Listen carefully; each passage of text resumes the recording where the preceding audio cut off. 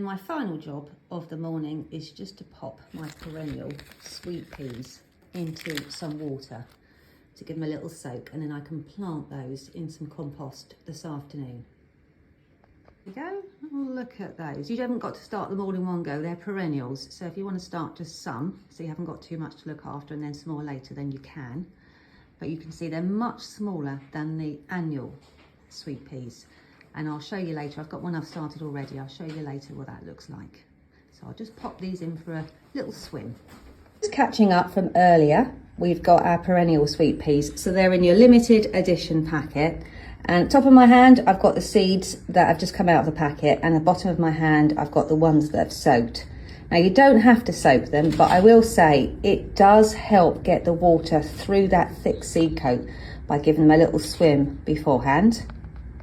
And then I've got a couple of pots here for sowing my seeds. So it's up to you. You can put 3 seeds in per pot. We are going to have to separate them later because they're perennials, not annuals. But I've got here a pot which has got 2 plants in them. So you can see that they do grow quite big, but they're not massive. They're not as big as the annual sweet peas. So I'll show you that in a second. So you won't get them muddled up. So I've got 2 plants in this pot and then only 1 plant in a pot behind. So it's completely up to you. You can put 3 in there and then separate them later if you want to. It just depends on how much space you've got. So I'll just give a little hole. I'll tell you what, we'll do 3 plants per pot, and then I can show you how to separate them later because I've already got 2 and 1. So that will give me the full set of comparisons, won't it? There we go, and I just literally drop the seed in, and then we're going to germinate them indoors because it's not really warm enough in the greenhouse at the moment. But if you're not going to start them right now, it probably will be in a few days' time. There we go. A little bit of warm temperature always makes things germinate quicker. And I'm going to give them a little water now, and then I'll take them up to the house. As a comparison, these plants are probably about 8 or 9 weeks old. So they're going to take a little while to get growing. Yours will probably grow faster than these. I've just started them a bit early so you knew what they were going to look like. And then here are our annual sweet peas. So you won't get them muddled up. You won't get confused. The leaves do look very different. And don't forget, you have got those photographs in your seedling ID handbook. So I'll sow mine with you now, and then we can keep an eye on them together, and I'll show you the next steps.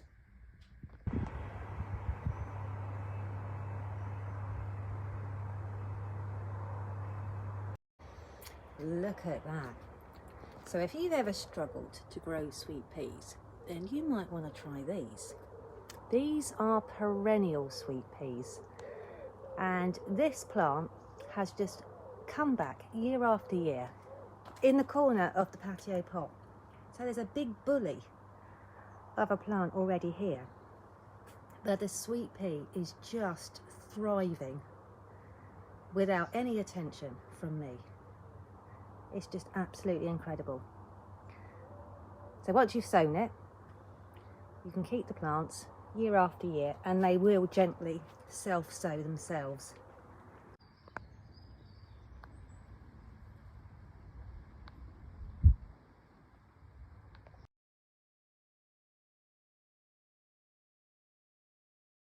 There we go, and the greenhouse is shut up. I'm just going to add a little bit of fleece to my more tender plants. Look at those snapdragons, they look absolutely fantastic. So I add a little bit of fleece over the top, and then hopefully this is the last cold one we're going to have, at least for a while. And it's getting lighter and brighter all the time, so hopefully, even if we do get a late frost, it won't be as harsh as this one.